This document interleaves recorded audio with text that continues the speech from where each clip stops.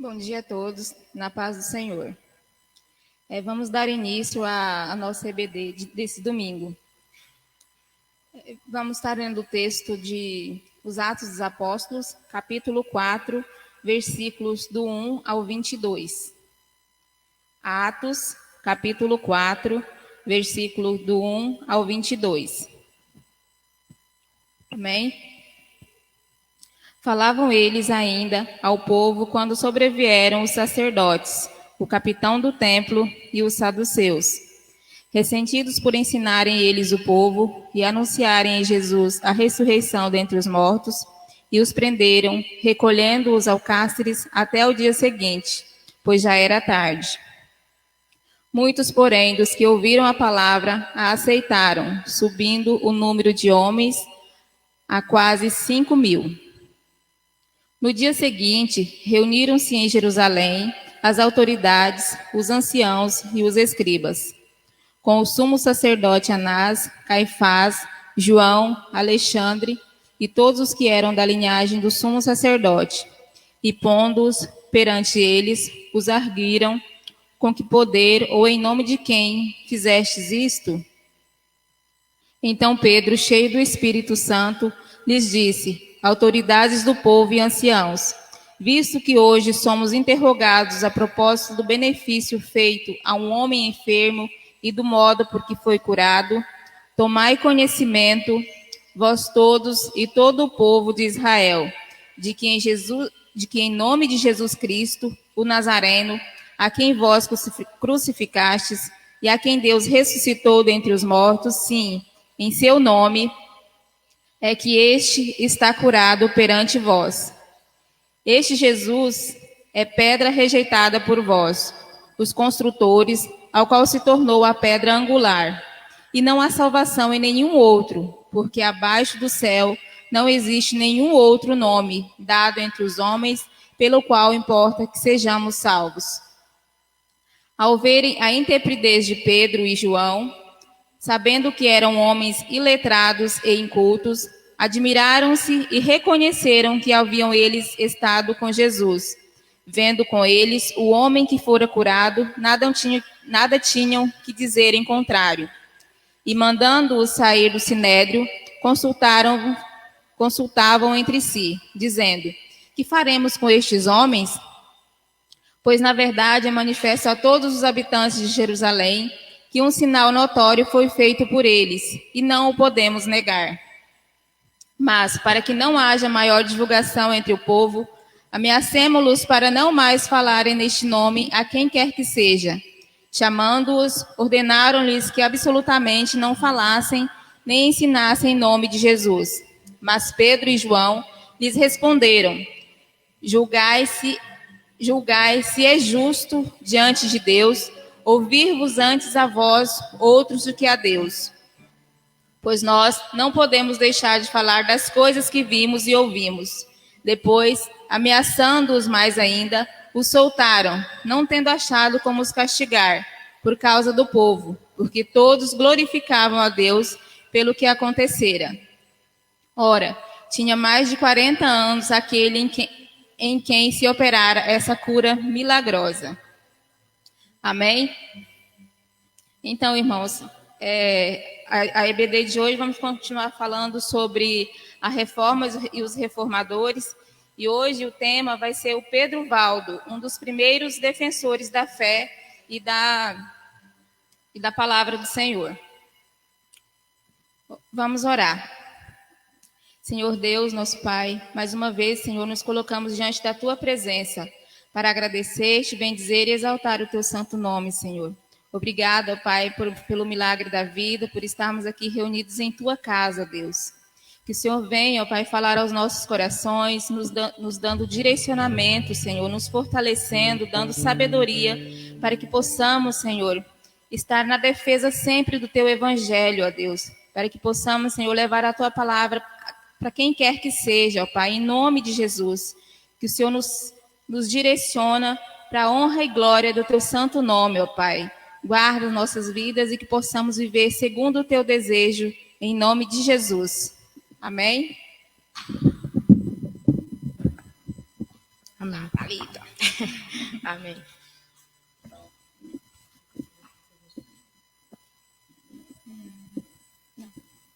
Vamos lá.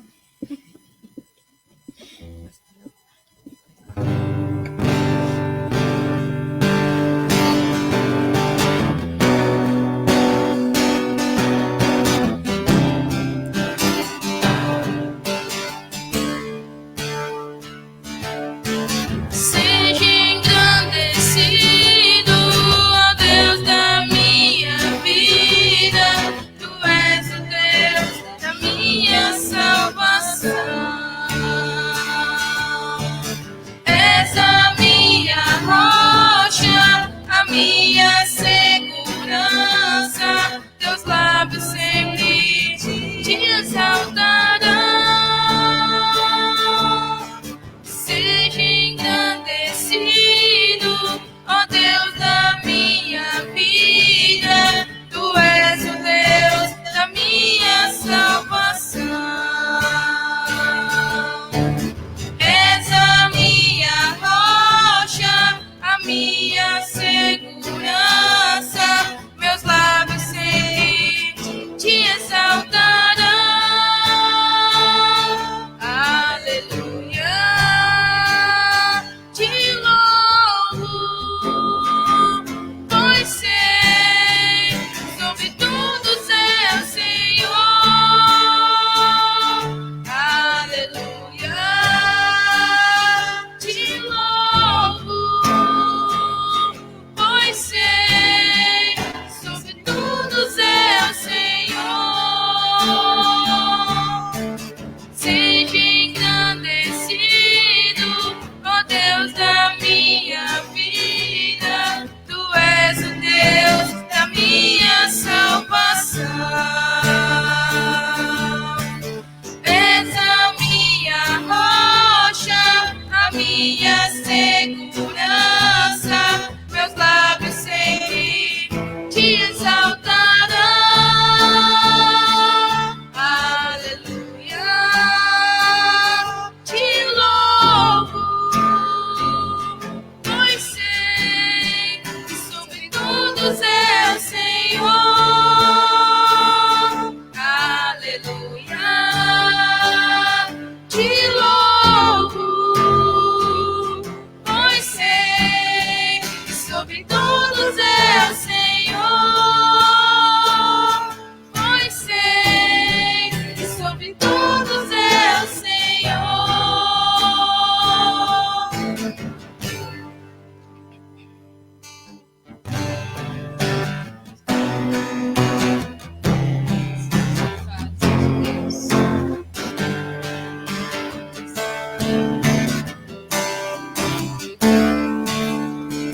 Somos todos nós, teu povo, ó Deus. Viemos aqui pra te adorar, te exaltar, louvar o teu nome. Aleluia. Saiba que Jesus, Ele te ama, quer te ver feliz como eu sou. Mesmo que você se afaste dele, Ele continua a te amar, porque Ele não desiste de você. Oh Deus, Ele não desiste de amar você. Ele não desiste de você. Oh Deus, Ele não desiste de amar você.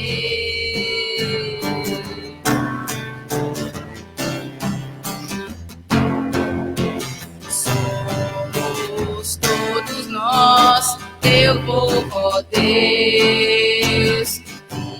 Viemos aqui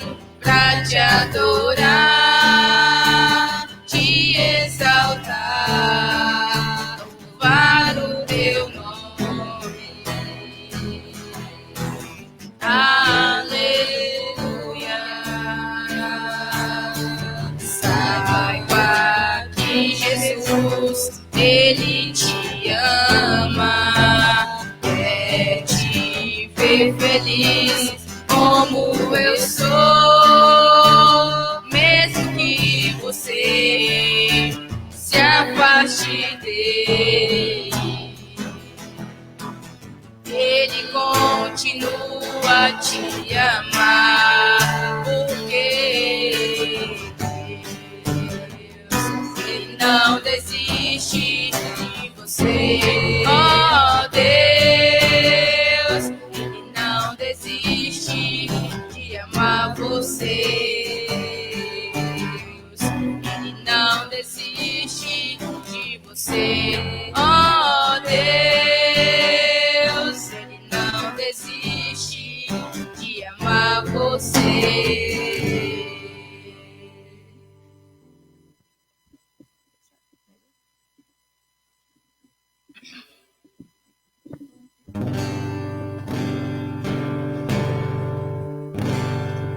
Meu Jesus,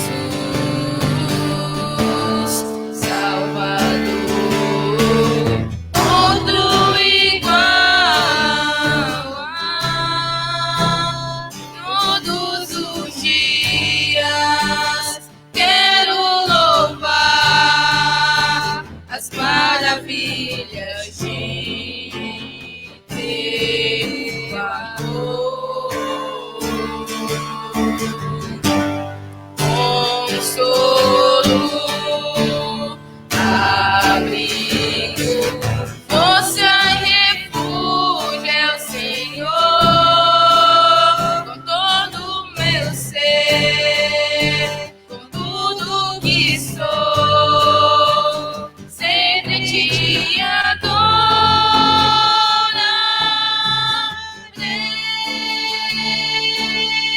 Aclame ao Senhor toda a terra e cantemos poder, majestade, louvores ao Rei. Montanhas se prostrem e rujam aos mares ao som de teu nome. Alegre te louvo por teus grandes feitos, firmado estarei, sempre te amarei.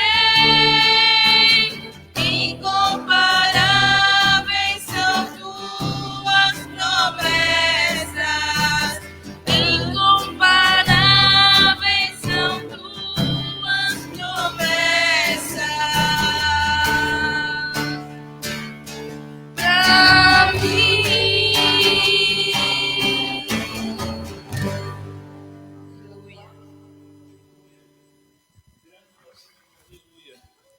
Oh, aleluia. Glória a Deus. Incomparáveis são as promessas do Senhor para você e para mim, queridos. Glória a Deus. Louvamos a Deus porque até aqui nos ajudou o Senhor, porque o Senhor tem nos dado graça, bondade, misericórdia. E como diz, é pela misericórdia do Senhor que eu e você não somos consumidos. Nós louvamos o Senhor nesta manhã com alguns cânticos. E a minha esposa, ela trouxe Atos dos Apóstolos, capítulo de número 4, falando a respeito de Pedro e João que foram presos. E nos diz que eles estiveram diante do Sinédrio para confessar e também dizer que Jesus não era Senhor. E eles na verdade, eles dizem que não poderia fazer isso, porque ele continuava sendo Deus. E nós estamos falando sobre a reforma e os seus reformadores. Falamos na semana passada, na lição passada, a respeito dos anos 600 até os anos 1000, 1100, onde acontece o cisma, né, onde inicia-se a divisão do Império, sim, em duas partes, né? O Império ele estava em duas partes, o Império Ocidental em Roma e o Oriental em Constantinopla, que hoje é Istambul, na Turquia. e se divide ali em duas partes, e o Império Ocidental, ele começa a ter algumas heresias, e o Oriental, ele se torna ortodoxo, né, que tem a palavra como primórdio, como regra de fé e conduta. E aí, queridos, nesses anos para frente, nós vamos falar sobre algumas situações que aconteceram antes de chegarmos em Pedro Valdo. Quando acontece o cisma, né, ali Carlos Magno era o imperador romano. E aí queremos falar um pouco mais sobre o século 11 e 12. Os 3 primeiros séculos do segundo milênio trouxeram sinais claros de grandes e radicais mudanças. Estava por acontecer na igreja e no mundo ocidental.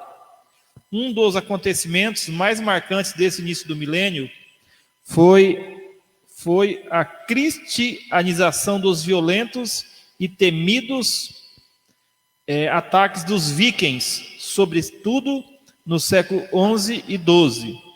Os vikings eram exploradores escandinavos que barbarizaram boa parte da Europa com suas violentas excursões e sangrentas pilagens, muitas delas impingindo horror em mosteiros, igrejas e aldeias costeiras.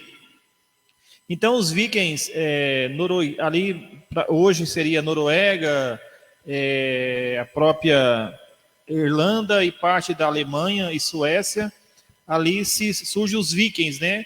Eram bárbaros, piratas, na verdade, né? E eles trouxeram algumas atrocidades para a época, né? Então, nós queremos falar sobre isso, algumas atrocidades. Os irmãos se lembram que nós comentamos que a igreja, no início do primeiro século, ela começa a estar divergente ao império, então ela começa a ser perseguida.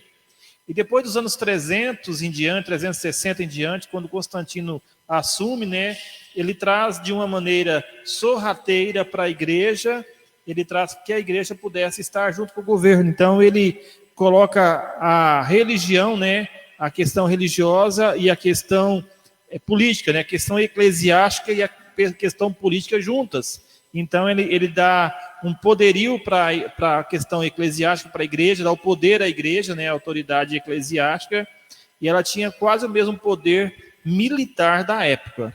Então aí agora nós vemos que depois que houve a decadência do Império Romano, quando há a divisão em 1054, que é conhecido como cisma de 1054, a divisão da oriental e da ocidental, né? Aí nós falamos sobre isso na semana passada.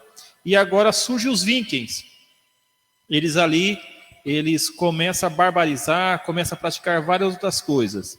Foi também nesse período da história que a igreja romana, enfim, após cerca de 400 anos de opressão islâmica contra os cristãos orientais e peregrinos à Terra Santa, decidiu confrontar militarmente os abusos praticados pelos seguidores de Maomé no Oriente. Agora, a igreja, com poder político e militar, ela começa agora também a perseguir os islâmicos, né? Os maomitas, que eles começaram a fazer algumas coisas que divergiam e começou a matar alguns cristãos. A perseguição por quase 400 anos, e agora a igreja se posiciona com poder militar para tentar derrubar, né, essas expedições. Em 1095, foi proclamado pelo Papa Urbano II, foi o estopim do longo sangramento, episódio conhecido como as Cruzadas, evento que, embora não seja propriamente causa de orgulho para os crentes em geral, foi de vital importância para a cristandade do período medieval. Então agora teve um período sangrento, né, uma das cruzadas, houve muitas mortes, e agora esse período sangrento agora, ele para nós como igreja, até então andávamos juntos, para nós como igreja não é benéfico, não é louvável. Mas eu quero dizer para você nesta manhã também, que ali começa a surgir a universidade As universidades começam a surgir neste período. E eu tenho certeza que vamos falar de uma das universidades que surgiu na época, que os irmãos estão ouvindo nos dias atuais. O início do segundo milênio foi o período da história em que surgiram instituições de grande relevância para o desenvolvimento intelectual e teológico do homem medieval, e que mais tarde tiveram impacto direto no estabelecimento da reforma protestante. Então, se inicia ali, naquele início do milênio, né, a questão do desenvolvimento intelectual do homem teológico, e agora começa a haver um impacto direto na reforma. A reforma, as universidades, o núcleo daquilo que se tornaria a universidade surgiu a partir de pequenas escolas anexas às catedrais e aos monastérios. Nós temos aqui algumas escolas, né? Aqui nós temos uma escola aqui na cidade que ela está ligada ao monastério, né?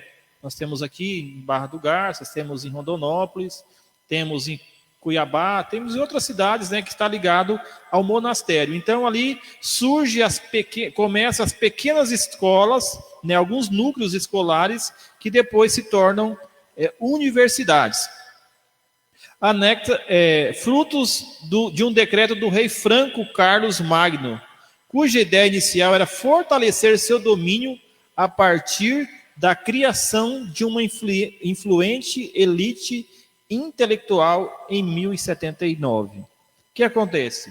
Depois do cisma, quando aqui o rei Franco Carlos Magno, ele assume aqui o reinado, o que ele pensa? Fala, vamos fazer agora, trazer para algumas pessoas que têm conhecimento, trazer para elas um aumento intelectual, de conhecimento. Então, ele começa a instituir ali as faculdades, né, as universidades, né, conhecidas como faculdades nos dias atuais. E os principais mosteiros construíram uma escola em suas dependências. Com o passar do tempo, e apesar das dificuldades, estes estabelecimentos de ensino se desenvolveram, se tornando base das universidades medievais. Assim surgiram as mais antigas e influentes universidades europeias, das quais se destaca no primeiro momento. Então ali começa a surgir as universidades da época. E vamos falar das mais importantes. Em 1088 surge a primeira universidade, já como universidade, já não como escola, mas como universidade, a Universidade de Bolonha.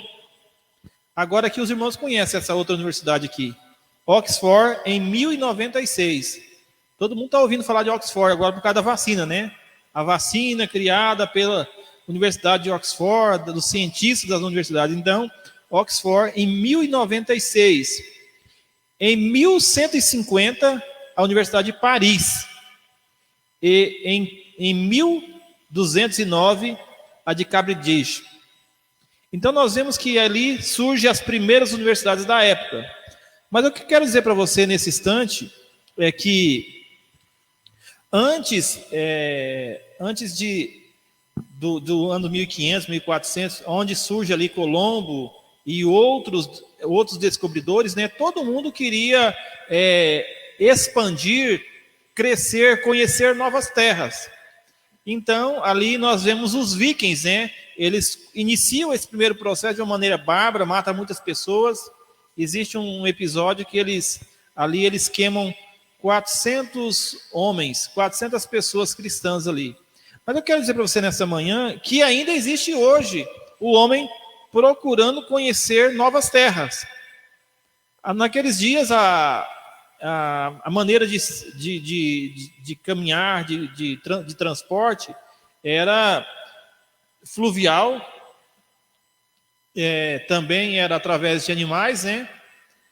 E agora, os homens também estão procurando novas descobertas. Agora o homem tem condições de subir para cima, agora estão tentando descobrir Marte e outras partes do nosso sistema solar. Mas eu quero chamar a sua atenção nessa manhã que nós, como homens, espirituais e como homens físicos, nós também temos nosso coração é desafiado a um novo conhecimento. Então agora, a reforma, como diz o livro de Provérbios, como o ribeiro de águas, assim é o coração do rei na mão do Senhor. Este, segundo o seu querer, o inclina. Então, o meu coração e o seu coração tem que estar inclinado nas coisas do Senhor. O rei tinha propósitos centrados a si mesmo, mas o Senhor tinha outros propósitos. A criação da escola foi um dos pilares da reforma. O que acontece? Quando começa a surgir as escolas, o propósito do rei, qual que era o propósito do rei? O alto clero, as pessoas que fazem parte que faz parte da monarquia, eles seriam conhecedores, e os demais não conheceriam. E agora o que acontece? Agora esse pilar da criação das escolas e universidades trouxe para alguns homens que estavam dentro do clero, começou a ter conhecimento e percebeu que havia algumas distorções. Já lá atrás, alguns já percebiam essas distorções, mas agora começa a haver algumas distorções. A Igreja Católica Romana havia se tornado a instituição mais poderosa e rica da Idade Média, capaz de desafiar e mesmo subjugar os maiores poderes políticos da época, escondendo em seu anseio por uma hegemonia política e religiosa. O papado, como centro do catolicismo romano, é a instituição medieval baseada na ideia de que a liderança universal da igreja reposa nos ombros dos bispos romanos, sucessores do apóstolo Pedro, intitulados substitutos de Cristo na terra. Estabelecidas desde o século V, essa poderosa instituição começou a experimentar um lento declínio com a sucessão de eventos que ocorreram, sobretudo, a partir do século XIII. Então, agora nós vemos agora que começa a haver uma decadência a respeito do Império Romano e do catolicismo romano. E agora vamos falar de alguns homens, né? O primeiro dos eventos que deu pela vida de Pedro Valdo. Quem foi Pedro Valdo, né? O primeiro dos eventos se deu pelas mãos de reis e príncipes, mas pela singela iniciativa de um piedoso e obscuro mercador francês que, abandonando as riquezas, deu nome ao movimento dos valdenses, considerado o mais antigo precursor da reforma protestante. Então, o que acontece? Esse movimento, ele começa com alguns eventos de reis e príncipes, mas a primeira iniciativa começa pelo francês Pedro Valdo. E ele é o movimento considerado o movimento mais precursor, o primeiro movimento mais precursor da reforma protestante. O nome com o qual tudo é importante, o nome com o qual os valdenses vieram a ser conhecidos foi herdado de Pierre Valdo, ou Pedro Valdo. Antes de tudo, é importante fazer aqui a distinção entre os valdenses e os seguidores de outro movimento surgido na época, na região, porém, de cunho totalmente herético, os cátaros ou albigenses. Valdenses e cátaros são confundidos em muitos livros históricos, mas de fato nada tem a ver entre si. Vamos dividir aqui os valdenses e os cátaros. Os valdenses eram homens ortodoxos, homens que tinham a verdade a respeito da palavra. E aqui os cátaros era homem que tinha heterodoxia, que é o desvio daquilo que Deus estabeleceu para o homem. Então, um era ortodoxo e o outro era heterodoxia. O que eu quero dizer para você que acontecia com os cátaros? Os cátaros eram sodomos. O que é um sodomo? É um homem que tem relação sexual com outro homem. Então, era os cátaros. Então, em alguns livros históricos se diverge, né? Se confunde alguns livros históricos, mas não tem nada a ver um para com o outro. Os valdenses eram ortodoxos, acreditavam a lei como regra de fé, de conduta, e o outro era heterodoxo, que não acreditava em partes, mas tinha heresias dentro daquilo que acreditava. E o que eles usavam era a sodomia, né, que é a questão de um sexo com o mesmo homem. Valdo, vamos contar a história de Valdo agora. Valdo foi um homem rico, comerciante de Lyon, no sudeste da França, que entre os anos de 1160 e 1176 teve uma profunda experiência de conversão. Nós temos falado nos últimos dias a respeito disso. Será que nós temos vivido experiências de conversão? E agora nós vamos falar que Valdo ele teve uma profunda experiência de conversão. Algumas fontes o retratam como um negociante que havia enriquecido por meio de uma maneira ilícita. Há várias lendas sobre a forma em que se deu a sua conversão a Cristo.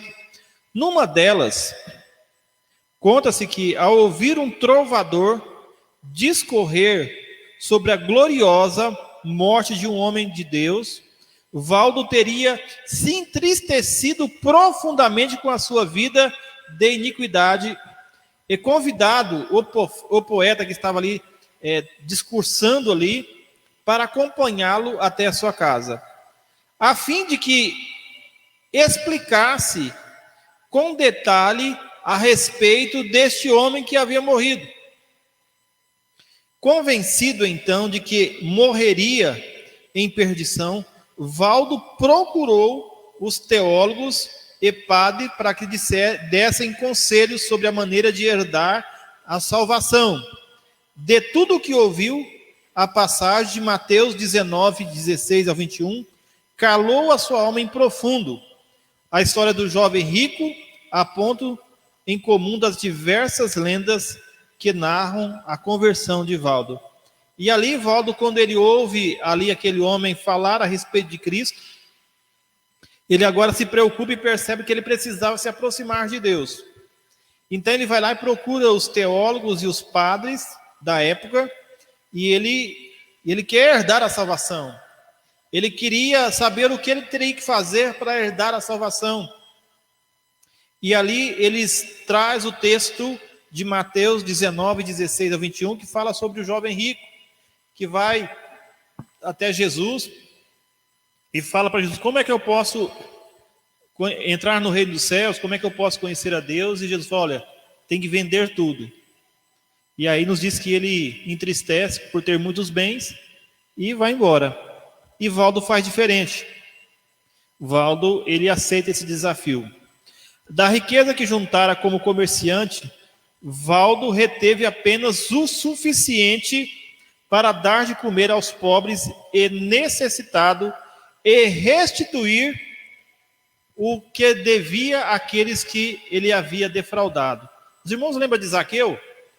Quando Zaqueu ele se converte, nos diz que quando ele desce, as pessoas vão de criticar: olha, Senhor, se eu roubei alguém, eu restituo 4 vezes mais. Valdo ele restitui o que ele havia roubado, o que ele havia defraudado, e ele agora, o que sobra, ele começa a dar de comer aos pobres e necessitados. Diz que naquela época, quando a fome se alastrou por regiões da França e da Alemanha, Valdo teria alimentado carentes com pão, carne e vegetais por 3 dias da semana. Então ele estava alimentando as pessoas 3 dias por semana, daquela região onde ele estava ali. Isso no ano de 1173, que foi o período dessa fome. A seguir, Valdo remunerou 2 clégios para traduzir. Aí o que Valdo faz? Ele tinha o conhecimento e ele agora quer distribuir o conhecimento às pessoas. Percebia, os irmãos se lembram que eu comentei com os irmãos que a língua falada da época era o latim. Então muitos não entendiam, porque Valdo, o latim era a língua oficial do Império Romano.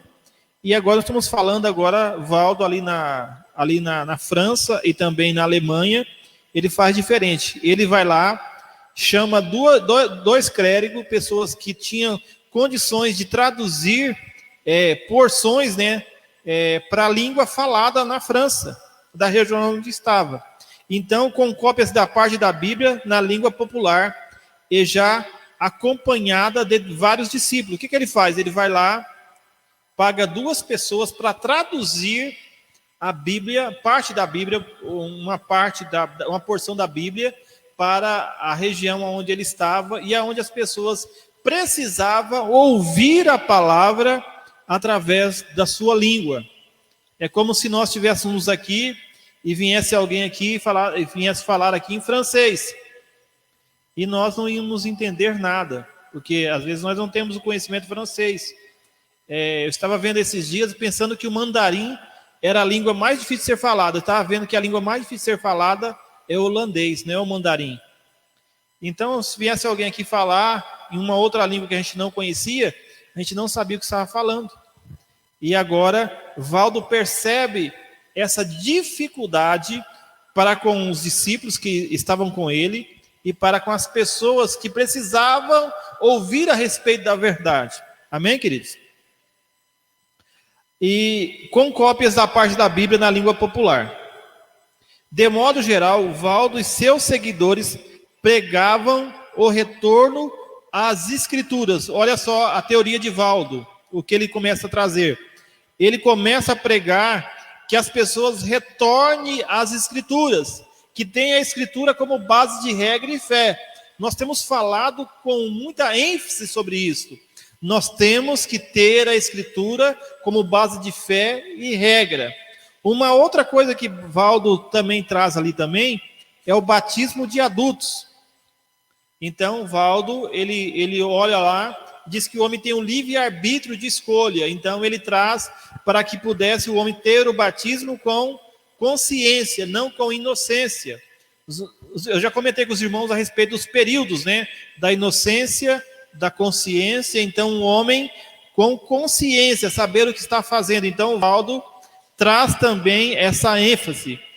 E ele também traz, na mesma linha de raciocínio, uma vida de simplicidade e uma vida de perseverança e uma vida íntegra. E o desapego aos bens materiais são as características maiores dos valdenses. Era uma vida piedosa e uma evangelização itinerante por todos os lados. Então, Valdo, ele junto com seus discípulos, ele traz essa linha de raciocínio e pede para que aqueles 2 clérigos, eles traduzam o Novo Testamento, parte do Novo Testamento para os povos ali daquela região. Amém, queridos? Então, Pedro Valdo é conhecido por alguns teólogos como o pai da reforma. Pedro Valdo é conhecido por alguns teólogos como o pai da reforma. Amém? Assim como Zaqueu abandonou as maiores riquezas, reforma para hoje. O que eu posso fazer hoje para ser reformado, para me dispor em ser transformado? Assim como Zaqueu, Lucas 19, do 1 ao 10, abandonou o amor às riquezas e demonstrou mudança de vida, depois de ter encontrado com Jesus.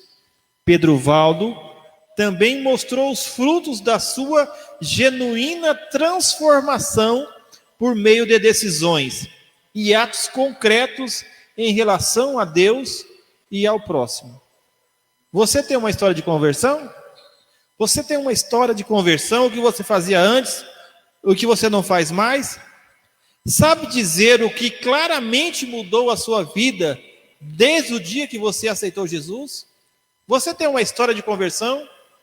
Você tem um legado de conversão antes de Cristo, depois de Cristo?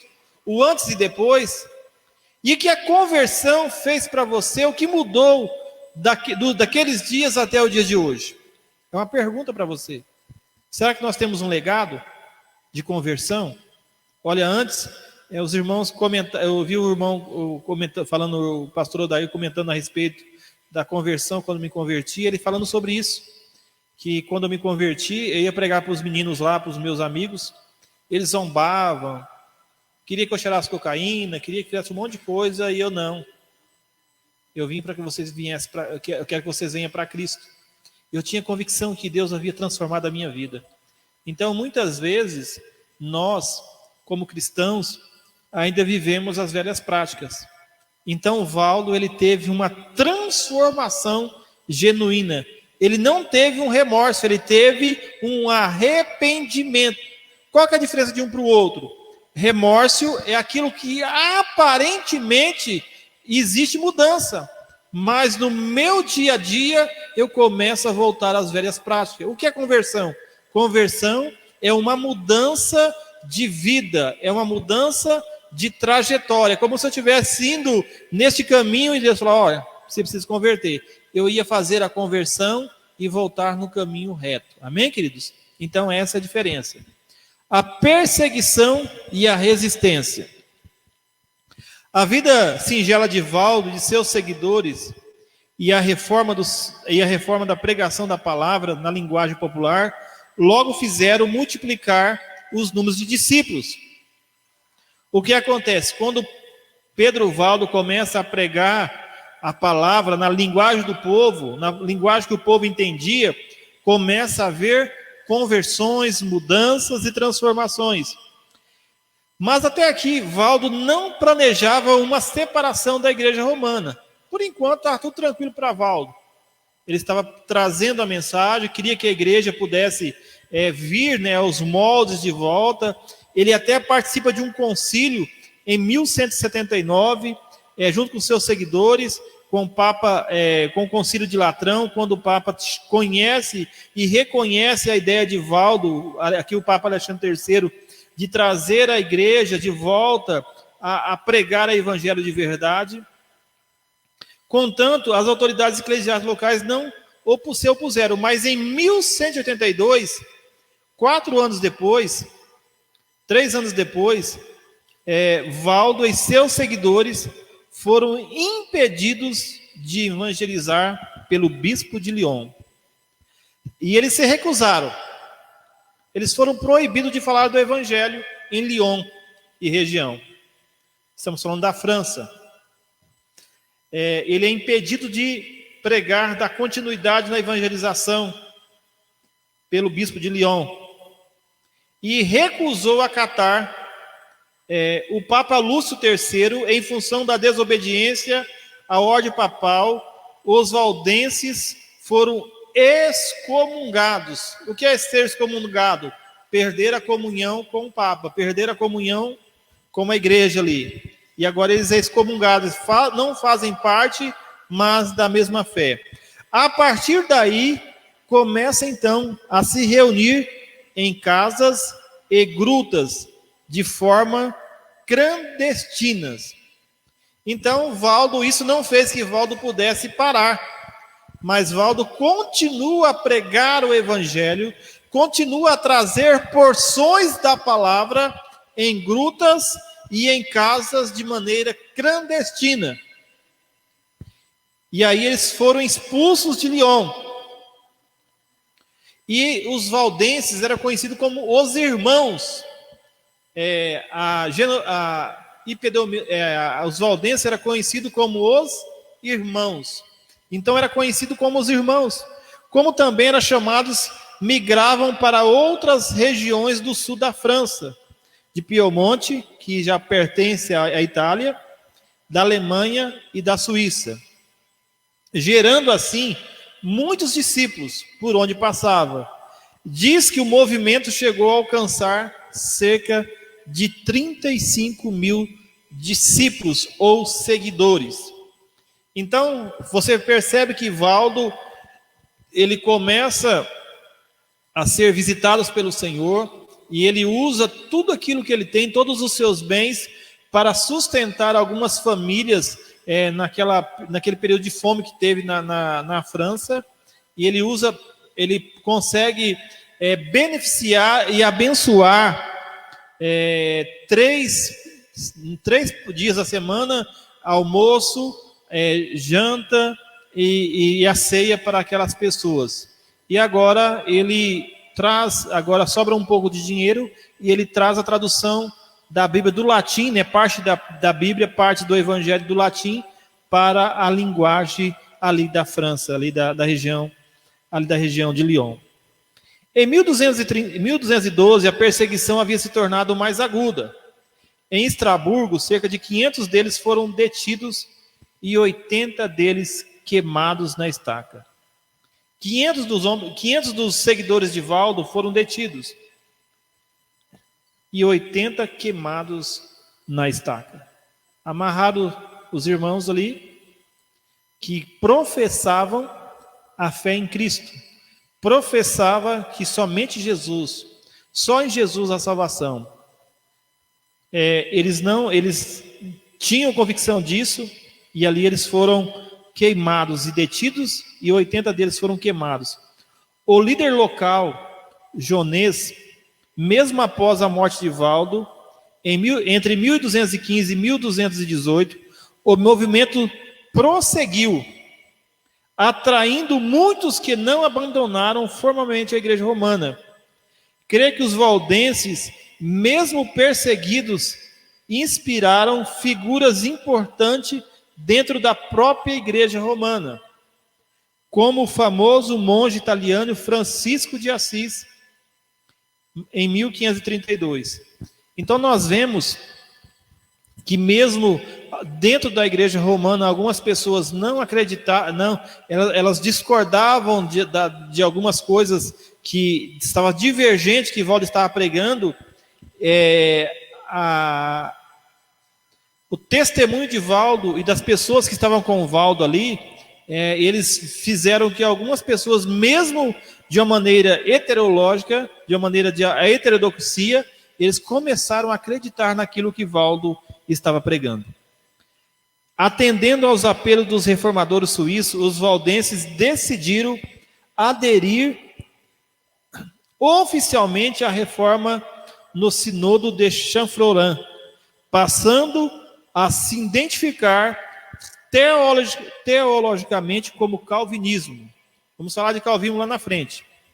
Ainda forte e altivo, o poder papal promulgou em 1302, por meio de Bonifácio VIII, a bula Unam Sacram, que era necessário que a criatura humana teria que estar sujeito a uma autoridade pontífica romana.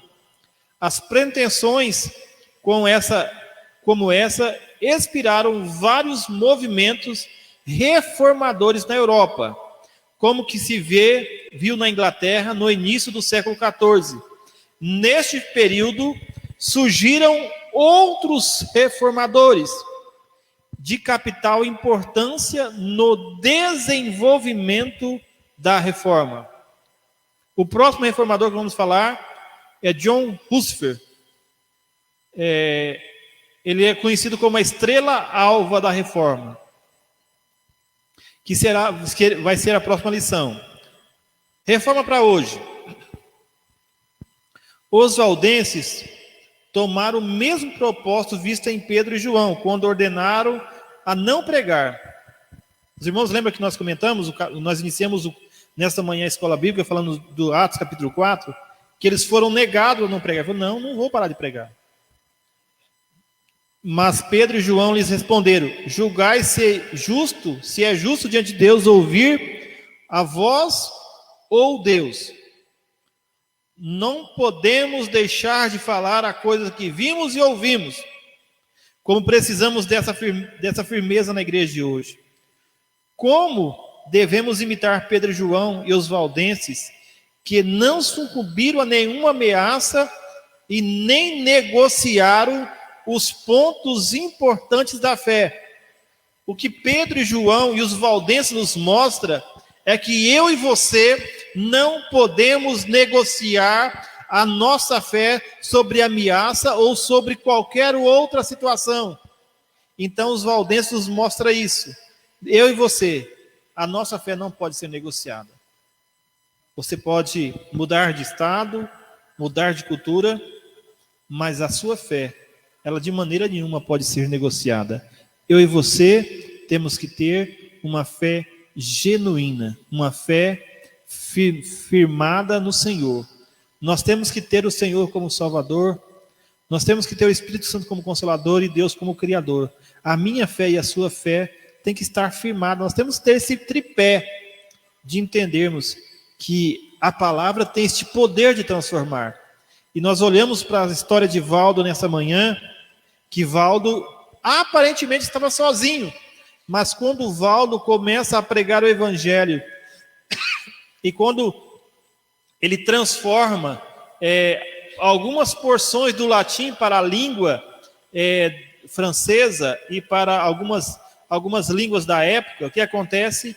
Aumenta o número de pessoas, porque o conhecimento começa a vir às pessoas. A Bíblia diz que meu povo perece porque lhe falta conhecimento.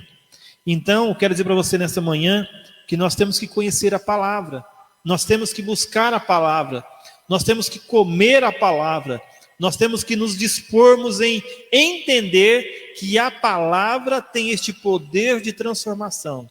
Meu querido, José Valdo nos deixa nesta manhã essa lição de nós não sucumbirmos a nenhuma ameaça e não negociarmos nenhum ponto da nossa fé, porque a nossa fé está firmada em Jesus. Amém?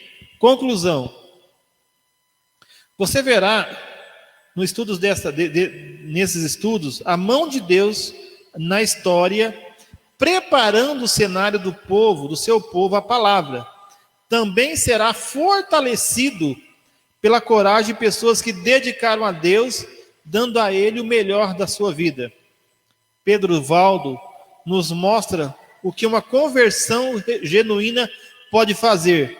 Além de transformar a vida dele, este homem influenciou com seu testemunho e amor inflamante pela palavra.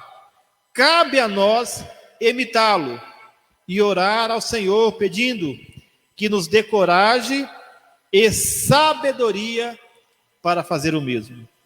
Quer dizer para você nesta manhã que eu e você fomos chamados a fazermos a diferença, mas também a influenciar pessoas através do nosso testemunho e do amor inflamado. O meu coração, o seu coração tem que inflamar, tem que queimar pela palavra de Deus. E quando isto acontece, automaticamente o Espírito Santo vem em nossas vidas, nos usa e também transfere às pessoas que estão nos ouvindo o poder de convencer do pecado, da justiça e do juízo. Esta é a função do Espírito Santo. A minha função e a sua função é nos enchermos de Deus, enchermos de conhecimento da palavra e nos enchermos do Espírito Santo. E este vai nos usar para ministrar às pessoas, para que o Espírito Santo venha convencê-los do pecado, da justiça e do juízo. Amém, queridos? Que Deus te abençoe nessa manhã. Quero louvar a Deus pela vida da irmã Ivone e família, o irmão Marcos e família, a irmã Leia, juntamente com a irmã Maria Mercedes e família, a irmã Olga, Sebastião e família, a irmã Ângela, o pastor Ricardo e família, ali em São Félix do Araguaia, São Paulo, São Félix do Araguaia. Elisete Pereira e família, minha prima, também lá em Três Lagoas. Maria Lúcia e família lá em Bodoquena. Vagleide Cardoso ali em São Félix também. Que Deus venha abençoar a sua vida, minha querida, em nome de Jesus. A irmã Terezinha, Ivone e família. O Mauro Divino e a Sueli família lá em Três Lagoas também. A irmã Zélia Batista em Cuiabá e família, em nome de Jesus. Que Deus venha abençoar os irmãos que estão conectados conosco. É motivo de alegria ter você participando conosco da Escola Bíblica 2021, queridos. Se você tiver alguma pergunta, nós estamos aqui à disposição para te responder. Se nós não sabemos, nós vamos atrás dos universitários, né?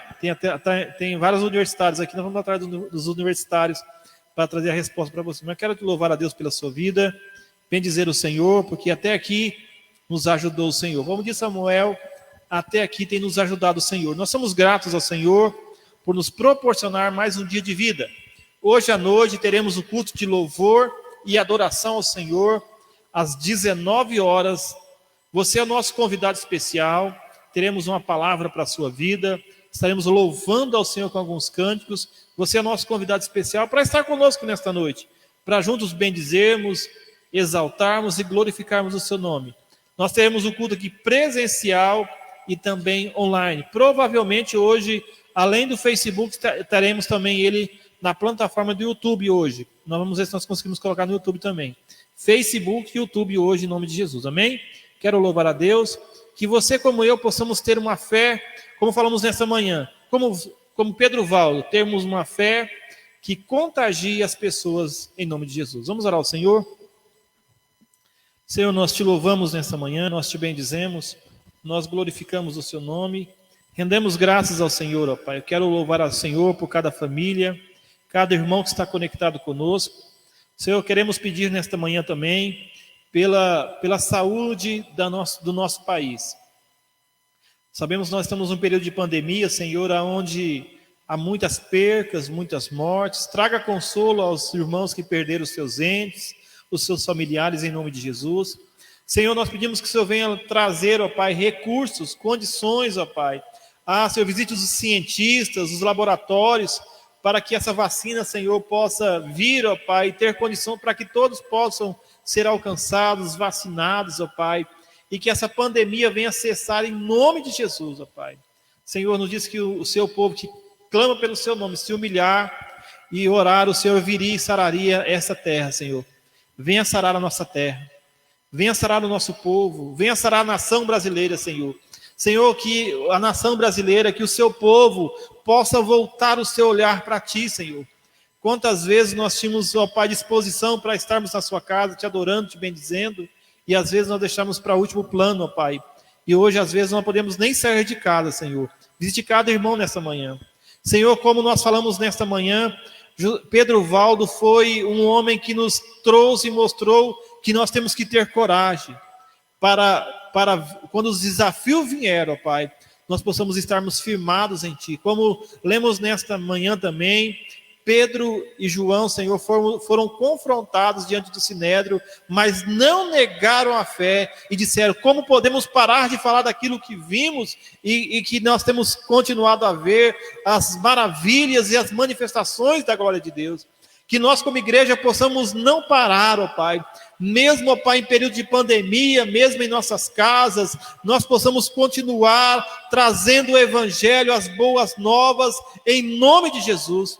Nós temos várias ferramentas hoje, ó Pai, que nós possamos aprender a usar as ferramentas, ó Pai, da mídia, para abençoar as famílias, para abençoar as pessoas, abençoar a nossa casa, Senhor. Nesta manhã, visite, Senhor, também o Hospital Medbarra, o hospital aqui em Barra do Garças, o UPA, o hospital ali, Senhor, em Aragarças, ó Pai, os hospitais do nosso país, os médicos, os enfermeiros, os plantonistas, as pessoas da recepção, as pessoas do laboratório. Visite cada um deles, ó Pai, dê força, dê condições, ó Pai, para não desanimar, ó Pai, e venha guardar, ó Pai, em nome de Jesus. Deus, sare essa nação com o seu poder, com o óleo da sua unção, como diz o cântico, Senhor. Deus, sare essa nação, venha sarar a nossa nação. Diz: feliz a nação cujo Deus é o Senhor. Nós declaramos que o Senhor é o Deus dessa nação, ó Pai. E nós te louvamos e nós te bendizemos nesta manhã, para a honra e glória do seu nome, em nome de Jesus. Amém, queridos? Que Deus te abençoe. Tenha um ótimo domingo. Se você puder estar em família, por mais com todos os cuidados, esteja com a sua família. Um ótimo almoço para você. E à noite estaremos aqui adorando e bendizendo o Senhor, em nome de Jesus. Está encerrado nesta manhã a Escola Bíblica. Que Deus te abençoe a sua vida de uma maneira poderosa, em nome de Jesus. Amém?